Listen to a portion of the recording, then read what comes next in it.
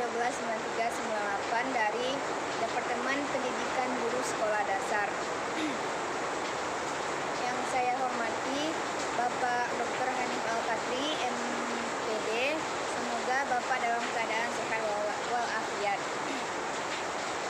Izin Bapak, saya akan membuat video untuk memenuhi tugas kedua, yaitu akan membahas mengenai pengertian administrasi pendidikan, fungsi administrasi pendidikan, proses administrasi pendidikan, tujuan administrasi pendidikan, pentingnya administrasi pendidikan dan ruang lingkup administrasi pendidikan. Yang pertama, saya akan membahas mengenai pengertian administrasi pendidikan. Menurut Nur Hadi pada tahun 1983, administrasi pendidikan adalah suatu kegiatan atau rangkaian kegiatan yang berupa proses pengelolaan usaha kerjasama sekelompok manusia yang tergabung dalam organisasi pendidikan untuk mencapai tujuan pendidikan yang telah ditetapkan sebelumnya agar lebih efektif dan efisien. Sedangkan menurut M. Koswara, pada tahun 1987, beliau mengemukakan bahwa administrasi pendidikan dalam arti seluas-luasnya adalah suatu ilmu yang mempelajari penataan sumber daya untuk mencapai tujuan pendidikan secara produktif. Nah, selanjutnya, mengatakan penataan mengandung makna mengatur, manajemen, memimpin, mengelola, atau mengadministrasikan sumber daya yang meliputi merencanakan, melaksanakan, mengawasi, dan membina. Sumber dayanya tersebut terdiri atas yang pertama sumber daya manusia, contohnya seperti peserta didik, pendidik, dan pemakai jasa pendidikan. Yang kedua yaitu sumber belajar atau kurikulum, contohnya segala sesuatu yang disediakan lembaga pendidikan untuk mencapai tujuan. Dan yang terakhir yaitu fasilitas. Contohnya seperti peralatan, barang, dan keuangan yang menunjang kemungkinan terjadinya pendidikan. Selanjutnya, saya akan membahas mengenai materi yang kedua, mengenai fungsi dan proses administrasi pendidikan. Yang pertama yaitu planning atau perencanaan.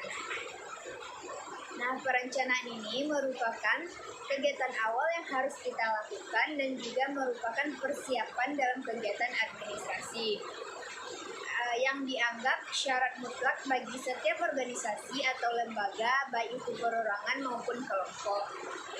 Fungsi perencanaan yang mencakup berbagai kegiatan seperti menentukan kebutuhan, diikuti dengan penentuan strategi pencapaian tujuan, yang kemudian dilanjutkan dengan penentuan program guna melaksanakan strategi pencapaian tujuan tersebut.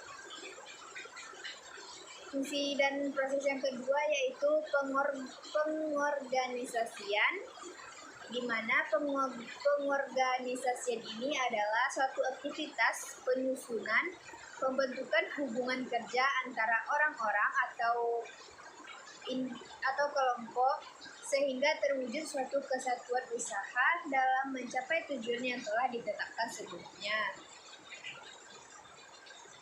Yang ketiga yaitu penggerakan atau actuation, yaitu menggerakkan orang-orang dalam organisasi agar mau bekerja dengan penuh kesadaran secara bersama-sama mencapai tujuan yang diharapkan. Dan yang terakhir yaitu controlling atau pengawasan, di mana pengawasan ini merupakan suatu kegiatan dan tindakan untuk mengamankan rencana dan keputusan yang telah dibuat atau yang sedang dilaksanakan.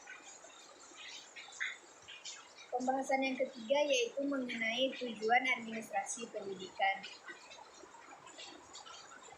Tujuan administrasi pendidikan dapat kita kelompokkan kepada tujuan jangka pendek, tujuan jangka sedang, dan tujuan jangka panjang.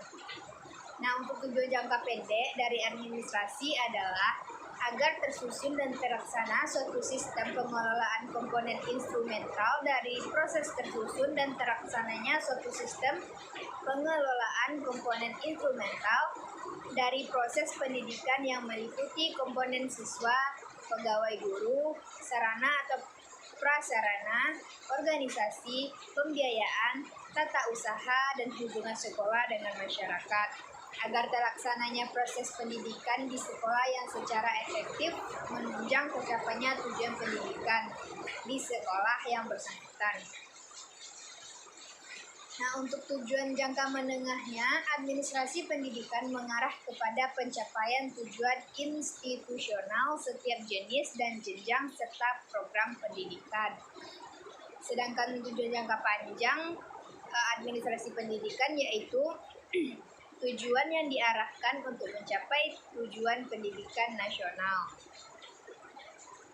Di samping hal yang sudah saya sebutkan tadi, administrasi juga bertujuan untuk yang pertama, memudahkan pekerjaan administrasi dalam bidang pendidikan, memudahkan proses pelaksanaannya, memanfaatkan potensi manusia dan material yang diharapkan akan dapat menghasilkan keputusan-keputusan administrasi dalam bidang pendidikan yang sifatnya realistis, kolektif, dan sehat untuk mencapai penyelesaian masalah administrasi dalam bidang pendidikan yang dihadapi.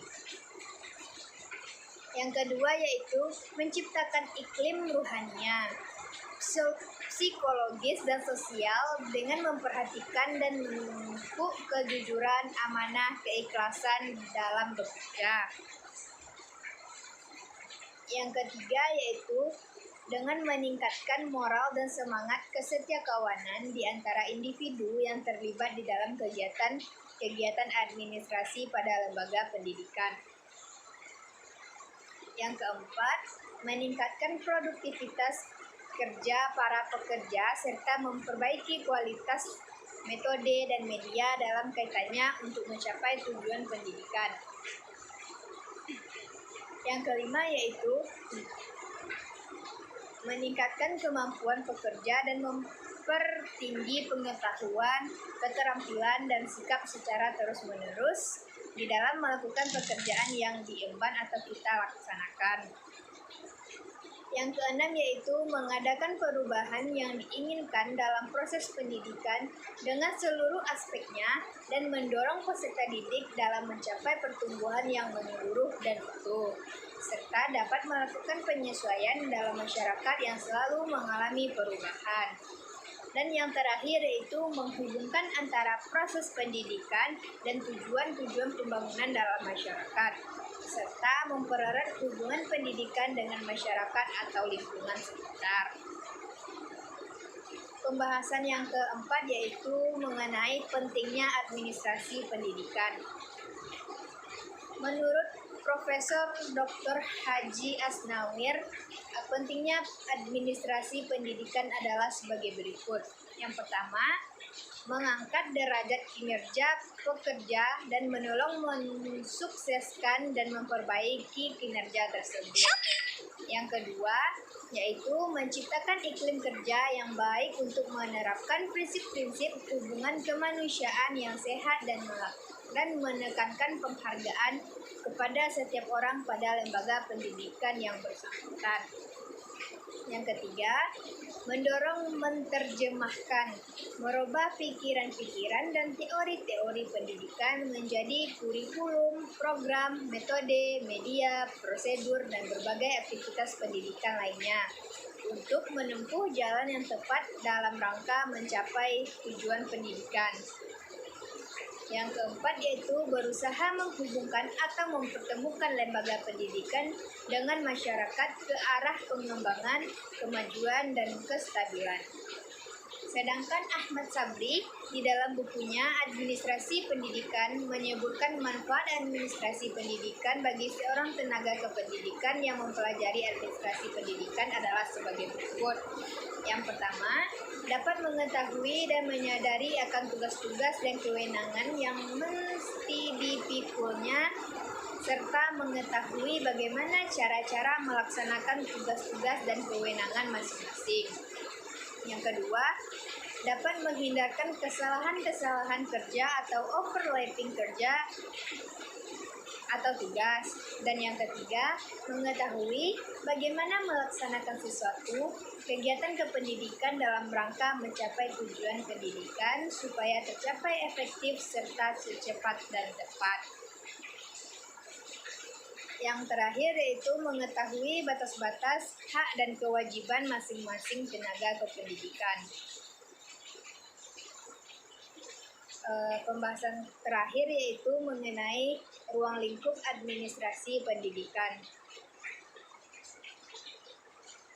Dr. Hadari Nawawi menyatakan secara umum ruang lingkup administrasi berlaku dalam pendidikan meliputi bidang-bidang sebagai berikut. Yang pertama yaitu manajemen administratif, di mana yaitu kegiatan-kegiatan yang bertujuan mengarahkan agar semua orang dalam organisasi atau kelompok bekerja sama mengerjakan hal-hal yang tepat sesuai dengan tujuan yang hendak dicapai. Yang kedua yaitu manajemen operatif, yaitu kegiatan-kegiatan yang mengarahkan dan membina setiap orang agar dalam melaksanakan tugasnya dilaksanakan dengan tepat dan benar. Nah, menurut Ngalim Purwanto, ruang lingkup administrasi pendidikan dikelompokkan menjadi 7 kelompok, yaitu yang pertama, administrasi tata laksana sekolah. Yang kedua, administrasi guru dan pegawai sekolah. Yang ketiga, administrasi murid atau siswa. Yang keempat, administrasi supervisi dan pengajaran. Yang kelima, administrasi pelaksanaan dan pembinaan kurikulum. Dan yang keenam, administrasi perencanaan dan pendirian bangunan sekolah. Dan ketujuh, administrasi hubungan sekolah dan masyarakat. Baiklah, hanya sekian materi yang bisa saya bacakan, saya sampaikan. Jika ada salah, saya mohon maaf. Saya sudahi dengan wabillahi taufiq wal hidayah. Wassalamualaikum warahmatullahi wabarakatuh.